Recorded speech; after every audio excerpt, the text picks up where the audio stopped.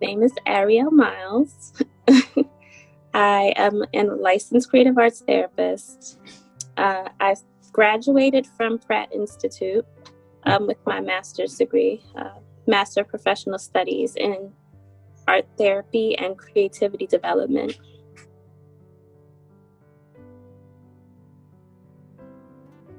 In a domestic violence shelter in East New York in Brooklyn, which I love because it's my community. I'm a big advocate in serving my community and bringing services to my community. Again, because there's such a large mental health stigma. Because I'm from here, I feel like I can kind of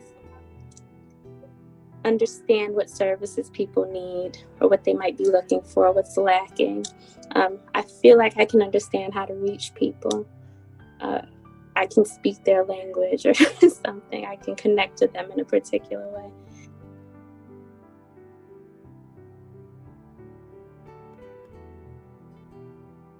Inspired me to get into art therapy is seeing, like, as a teenager, not only being influenced by my father and brother artistically and being interested in psychology and understanding people, but seeing how healing, like at nonprofits, how healing the arts are for youth of color, like for Black and brown children. There are poetry organizations and writing organizations and art organizations for youth of color that are free, that prepare them for college, that do contests internationally. And that's when I realized, like, art is a healing thing in my community and for people who look like me.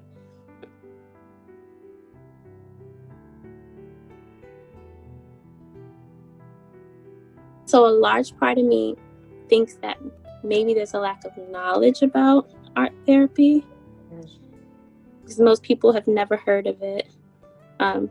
They can be hired as a recreational therapist through the state, I think, but then that's not really the same thing.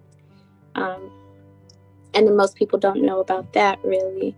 And sometimes I think people think the only way to be an artist or to help people heal through art is to be the face of the art. Like I have to be the storyteller that people see, and that's how I help people heal. I have to write the book. I have to make the music and have people see my face and be front and center.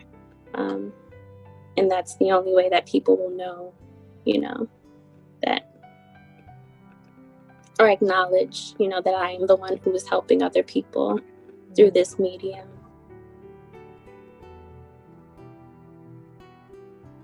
So one, lack of knowledge,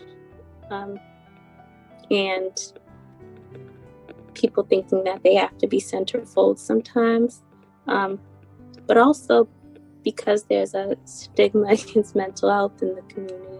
I think it's people avoiding being involved in mental health because of what we assume practitioners do and say to people who look like us isn't always in our best interest, if I'm honest.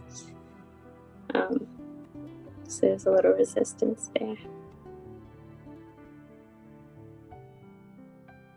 And I recently read on Twitter too, someone said they had a Black doctor or something, and the doctor said something like, and this was a Black woman, and she said something like, you'd be prettier if you weren't as, like heavy set or something like that. And the woman didn't ever want to go back. Or like they had practitioners of color as people of color who called them things like exotic or something.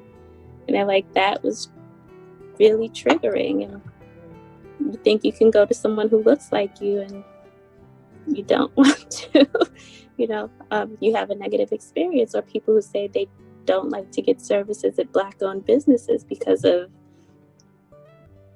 the way people are handling the business. There's just people have a lot of negative experiences with people who look like them. And I think that creates a cycle of like, this is not the thing for me to do, or be involved in or go to,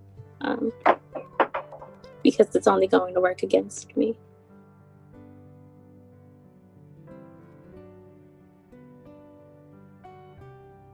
from what I read, I think it's the same from when I started. Like even from internship through my internships, I didn't really get that sense. But when I started like actually working in my first post-grad job, I started hearing that. And to this day, I'll read this on social media and want to chime in like, no, this hasn't been my experience. Like people have been satisfied with the service I'm providing, but I'm one person. But yeah, I think it's the same essentially.